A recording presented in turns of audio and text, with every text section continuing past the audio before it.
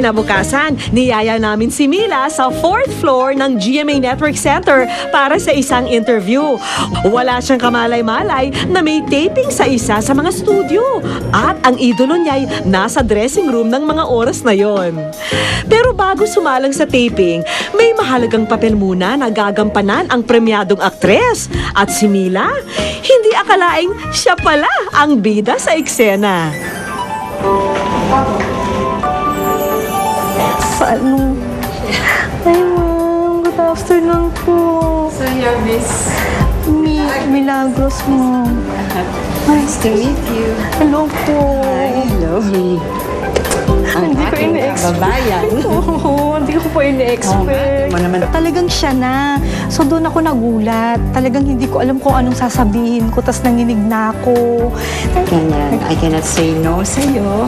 Like, thank you. Hindi ako makapaniwala. Gulat po ako. Kababayan. Kamusta kayo? Well, ma'am, Jalad Manila na tayo magtatrabaho. Yan. Sulat ko. Yan. Pinapatid na namin kay Mila na siya ay nasa wish ko lang. Ala. Ko lang. Ay, thank you po. Hindi ko Ngayon lang in-expect. nag-request sa akin isang katulad mo. Nagulat ako at meron pa palang nakakakilala sa Ay, akin. oo, po. So, have a seat. Ay, Agad nagkapalagayang loob ang masugid na tagahanga at ang reyna ng pelikulang Pilipino na pareho pa palang taga Pangasinan. Kumusta ang trabaho? You like your work? Masaya po ako sa work ko. Workaholic po ako. Ilang taong ka na dyan?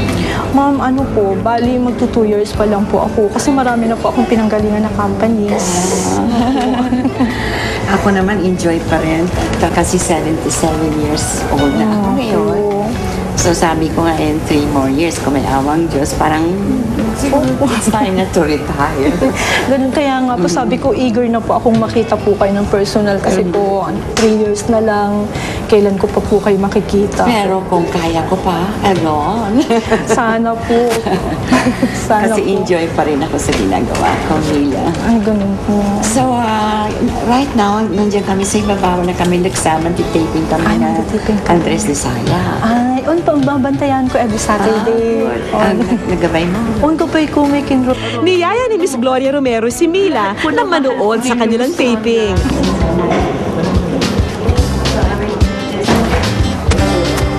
Tuloy ang kwentuhan nila sa loob ng elevator at napahanga ang aktres sa katapatan ng kanyang #1 fan.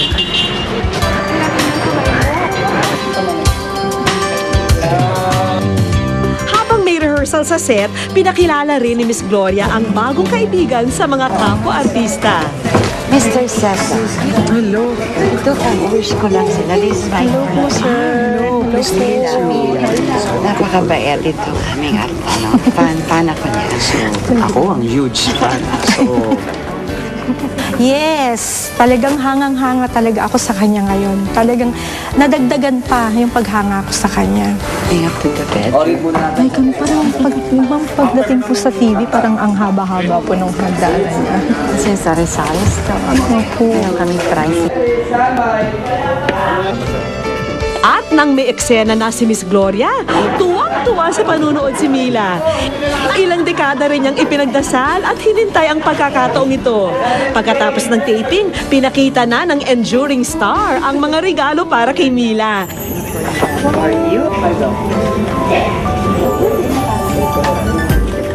Para mapalitan na ang koleksyon niyang nasira ng lindol, narito ang panibagong set ng mga larawan ni Miss Gloria Romero. May bagong digital camera pa. It's a nice camera for you. Wow, thank you po. Hindi ko At koleksyon ng kanyang mga pelikula. Wow, ang dami ko papanood.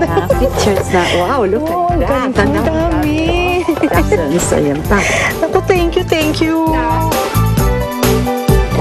Ako, maraming salamat po. Hindi ko talaga ito makakalimutan. Very nice. Sobrang hindi po ako makapagsalita sa sobrang dami ng ibinigay niyo po sa akin. Hindi ko po talaga makakalimutan ito.